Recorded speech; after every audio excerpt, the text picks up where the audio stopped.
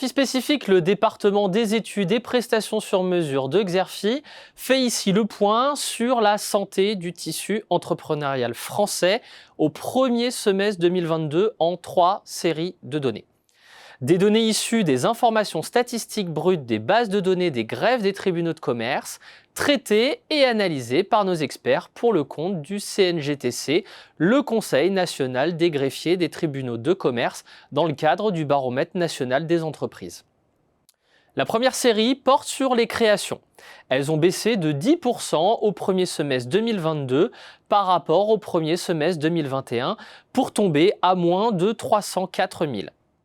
La catégorie des entreprises individuelles, incluant les micro-entreprises, accuse une chute de 28%. Malgré tout, les immatriculations restent encore supérieures au niveau de 2019, ce qui signifie que la dynamique entrepreneuriale s'essouffle. La deuxième série de données fait référence au nombre d'entreprises en difficulté qui a bondi de 45% en un an pour approcher 18 000. Cela reste inférieur de 23% au niveau d'avant-crise sanitaire.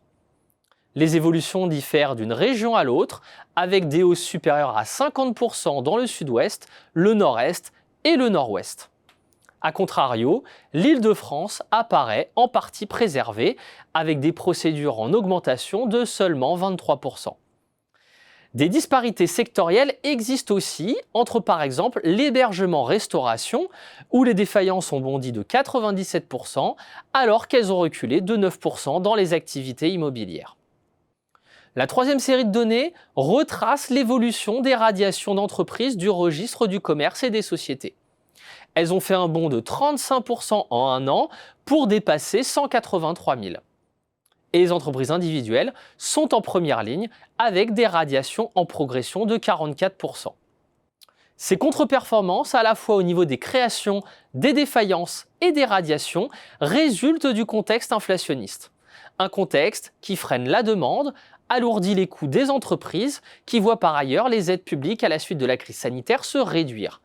Tout cela accroît in fine les difficultés de paiement et de trésorerie et met le tissu entrepreneurial français en tension.